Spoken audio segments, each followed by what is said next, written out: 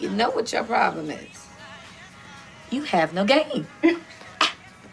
What you know about game? I got all the game.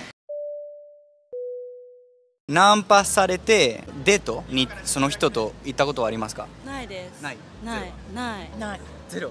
あ、マジで。ないです。ない。If you ever have the chance to subtitle something, you'll see how difficult it is because you have limited lettering.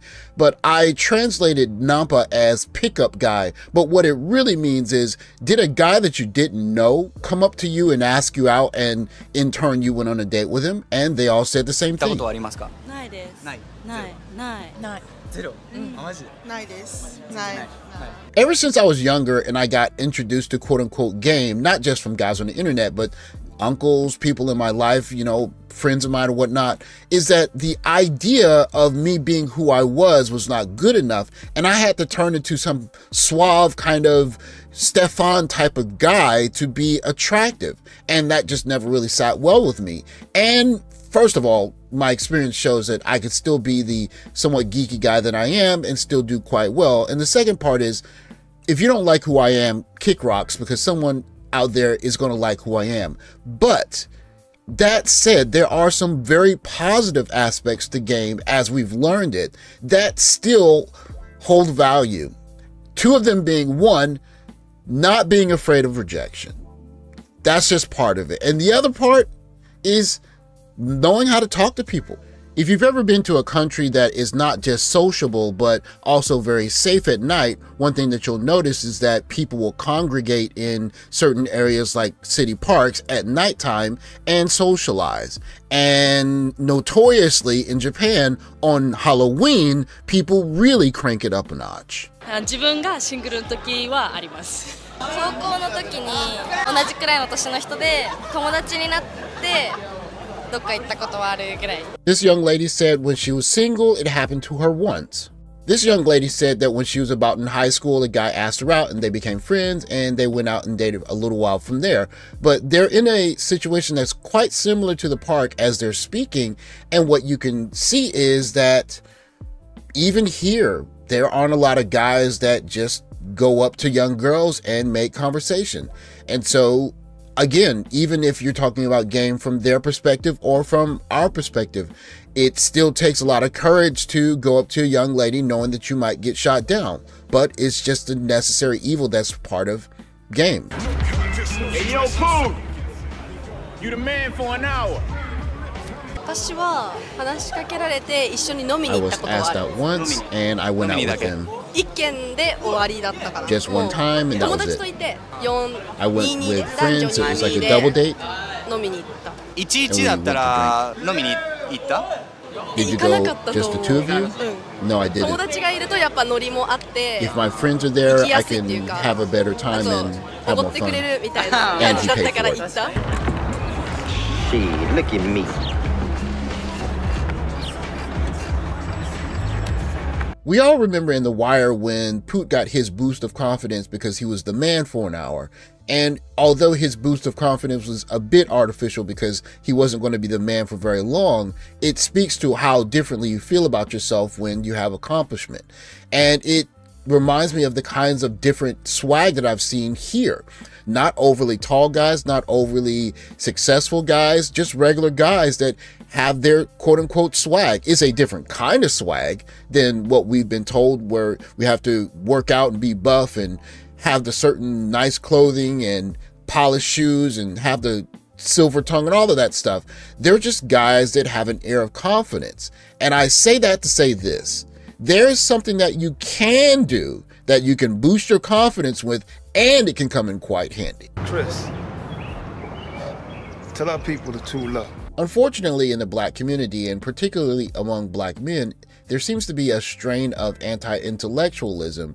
And it's unfortunate because, quite simply, the guys that can put down the sports or the drama or the distractions for a little while and focus on something that might be beneficial tomorrow are going to be tomorrow's winners. We see this in Malcolm X's famous quote, "Education is our passport to the future. Tomorrow belongs to those who prepare for it today." I remember reading this when I was in high school and just being mesmerized by the quote because it rings true to me. And for guys that are investing in languages or new skills, whatever it may be, they're tooling up. And tooling up is not only going to help you in terms of the things that you can do in the future, but just like with Poot, it's going to give you a confidence boost. I got all the game.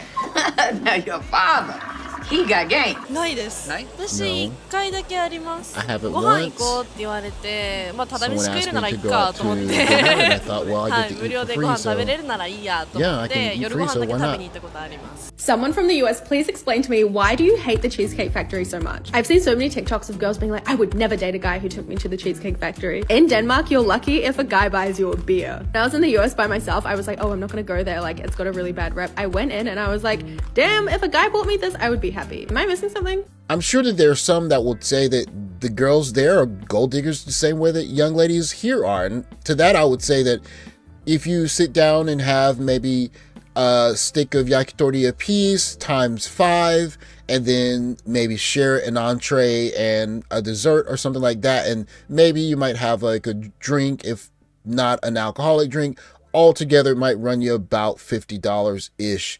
With the yen being what it is now, it's probably going to be about $35, to be honest with you. But for a guy to just be in a quiet place where he can talk to a young lady and get to know her, I mean, that's just kind of part of the cost. But the real issue is when you get her in front of you, what then?